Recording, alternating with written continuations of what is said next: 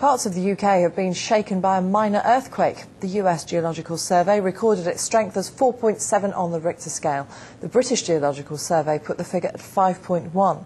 The epicentre was just south of Grimsby, close to Market Rasen in Lincolnshire. The tremors were felt just before 1 o'clock in the morning, as far north as North Yorkshire, to Norfolk in the east, Cheshire in the west and south as far as London. Well, Raphael Abarou from the US Geological Survey recorded the tremor, and he told the BBC that it was an unusually large earthquake for this part of the world. We located a magnitude 4.7 in the magnitude scale, and it is basically located, the closest city over it says located 30 miles south of Kingston upon Hull.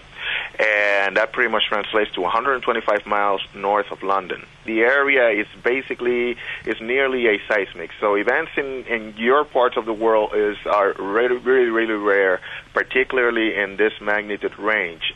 People should be ready for aftershocks. This is a light to moderate earthquake, and it is shallow quake. It's definitely in the mainland in the UK. So this type, from experience, this type of earthquakes do tend to generate aftershocks. Well, Philip Norton is a reporter with the BBC's bureau in the city of Hull, not far from the epicentre, and he's been out to assess the damage. Well, it was a very surreal experience, I must admit. I was actually sat in my living room at home at the time when all of a sudden there was a very deep, low rumbling sound, and with that, there's the surreal experience of everything swaying in my house.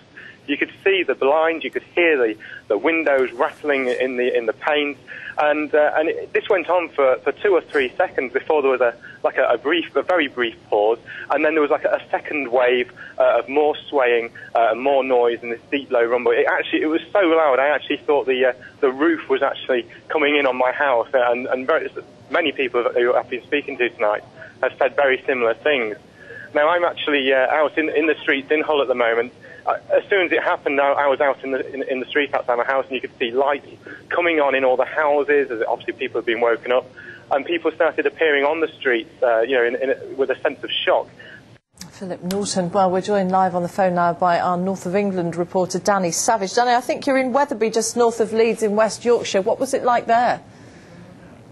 Well, even here, which is probably about 70 or more miles from the epicentre, which we understand is Market Rasen in Lincolnshire, where it was about 4.7 on the scale, you could feel it this morning about 3 minutes to 1 o'clock. Suddenly, what woke me up was the pictures on the wall and the mirror rattling against the wall as though some large vehicle was driving by. But of course, there was no large vehicle, and I thought immediately, after about 10 seconds, that it must have been some sort of earth tremor.